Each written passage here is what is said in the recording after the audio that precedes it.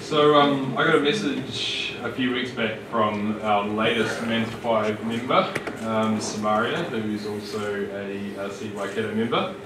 And she was wondering if I'd like to speak here in October. And I'm thinking, okay.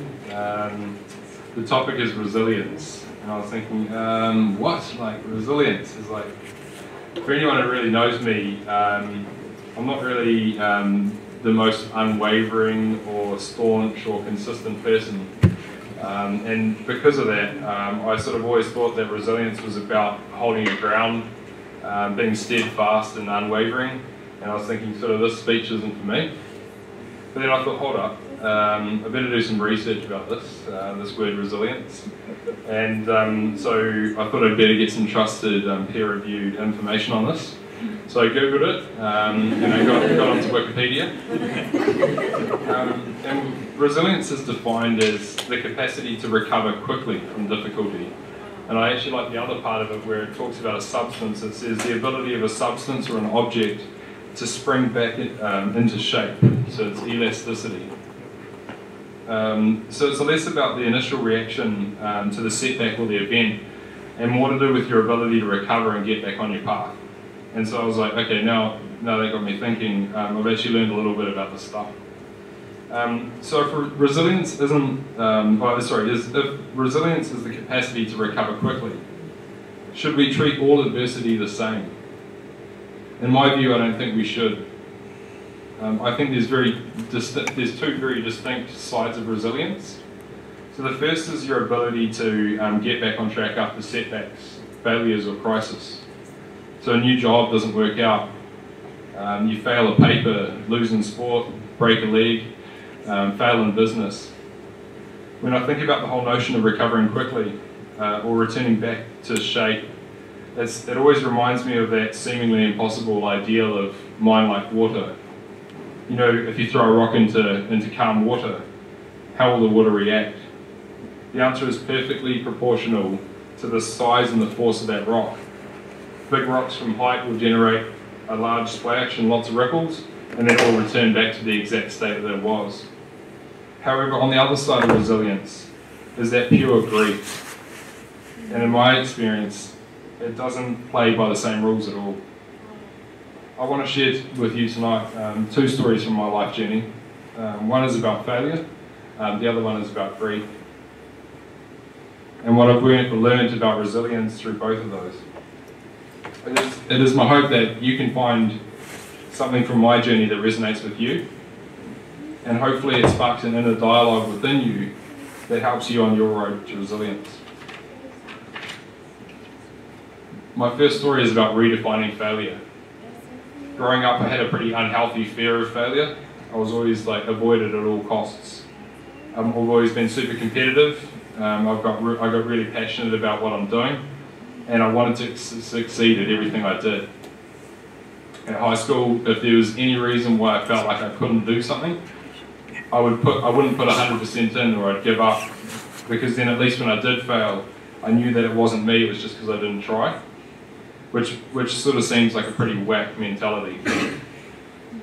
As a result of this approach, coupled with undiagnosed ADHD, which didn't really help that much, I ended up failing to get university entrance at school. So when I finally decided to give university a crack after a few years working, I wanted to take quite a different approach to failure. I also made a pact to myself that I was going to get involved with everything I possibly could at university and just give it my best shot. I had to take bridging courses to be allowed back into university, and I did take every opportunity I could, arguably too many opportunities. I got pretty lucky with some of them, but I also had some horrendous failures. Most of those trips that Louis mentioned overseas for university ended up in presentations that were total failures. So by the time I left university, I thought I had this whole failure pretty sussed out, and I thought I was pretty clued up. But then I started into the startup world of business. And you hear all these hip entrepreneurs who talk about failure being all good, and they kind of make it sound like water off a duck's back, but it isn't really that easy. I went and worked for a company called Startup Factory. It was an awesome bunch of people with some pretty switched on ideas. Our job was to take all these business ideas and validate them, basically test the ideas to see whether or not they were worth investing in. We launched and failed a lot of businesses. I mean, like, most of them failed. And those that weren't were put on the back burner to be focused on a later date where we focused on others. At the time, I still felt like I was nailing this whole healthy perspective about failure. But in many ways, I was sheltered from the full effects of failure. I wasn't leading the team. I didn't have to answer to any budgets. And my failures weren't individually highlighted. Until one day, I got approached directly by our investor, Luke, with an awesome opportunity to co-found a company with them based on an idea of his. Now, at first, it was more than all good. I was floating on cloud 9. I was like, you know, this original Torpedo 7 founder wanting to co-found a company with me. He rocks up in his Ferrari, I rocked up in my Nissan Pulsar, and I'm leading this business idea. So I got stuck in. I was hustling hard to try and validate some of the business opportunities that we were talking about and the aspects of the business model. But eventually I started hitting brick wall after brick wall, and I was just disproving a lot of the assumptions that we'd made, and it was getting harder and harder to see a way forward. It wasn't my original business idea, and so for a long time there I found it increasingly difficult to reframe what I was up to next. I was super overwhelmed. I had staff to manage, expenses to answer for, and I was meant to be the person who knew what to do next. My perspective became very negative, mainly about myself and also about the project. I began to get more and more self-doubt, and I found myself totalizing everything. You know, this was my one big shock. Why can't I find a solution? How am I screwing this up so badly? There were days where I felt so anxious about the project that I couldn't even get out of bed. And it took me a long time to realize these elements of failure that had unknowingly piled up on top of me. I did manage to pull myself back from that. I got really honest with Luke about my thoughts about the business models, and I pivoted the company multiple times, ending up with a pretty cool business model. The investment team behind us weren't legally able to invest in the business at the time because of their other investments. So it was a technical failure, and I was asked to join Manta 5. I was gutted that we couldn't push ahead, but to tell you the truth, I was just relieved to get out from that hole, and it felt like I had the weight of the world on my shoulders. Reflecting on that experience taught me a lot about grappling with failure and what a framework for resilience looked like for me. The framework I built for myself not only helped me personally, but also helped me mentor and advise other budding entrepreneurs. And for me, it really came down to three things. It came down to being prepared for failure. It became the perspective when failure was happening, and then also connecting with purpose and passion to be able to drive you back out of that failure and take that next step forward. So with preparation, it's really just about getting the foundations of your life right. Mind, body and soul, as people say. So good friends, good work-life balance, a bit of fun, food and fitness. Do as I say and not as I... do as I say and not as I do, but automatically that helps you become more resilient. The next is about framing the situation that you're just about to go into. So if you're going into a new job, it's like, I don't know if this is going to be for me, but I'm just going to give it a crack. Give 3 or 4 months of my time, see how it goes. In startup, it's saying, okay, I've got this wicked business idea about a problem, and a problem I think people have, and I think I've got some solutions I can solve. Framing a business idea is taking those assumptions that you're making, picking one thing at a time and saying, sweet, I'm going to go talk to 10 people that I don't know, and I'm going to talk to them about their problems, and I'm going to see if this problem resonates with them. The next part is about perspective. So you've framed your situation and then it goes completely sideways on you. You go along to that first job and it sucks. Or you go and talk to those 10 people and they don't resonate with the problem that you think you were trying to define for them. You've already framed that there's a possibility of that in your mind, which makes it a lot easier to actually recognise, process and then learn from that failure, rather than ignoring it. The next thing about perspective is actually going easy on yourself and stop being your own worst critic. You should expect to feel sad and gutted about these things, If you're not when failure happens, then it's obvious that you didn't actually care enough in the first place. I've got this cool saying on my read sheet, which I'm meant to be reading every day, and doubt kills more dreams than failure ever will. Ultimately, you've got to review failure and redefine it for what it really is. Failure is just mini validation steps in your life which propel you towards finding out what really does work for you or for the business. The faster you can fail for as little money and time, the better. But only if you learn from that failure.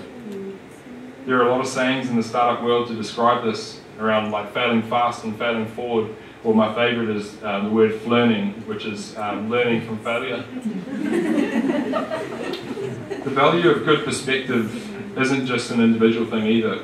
At Manta 5, I try really hard not to criticise, discipline or put down my team.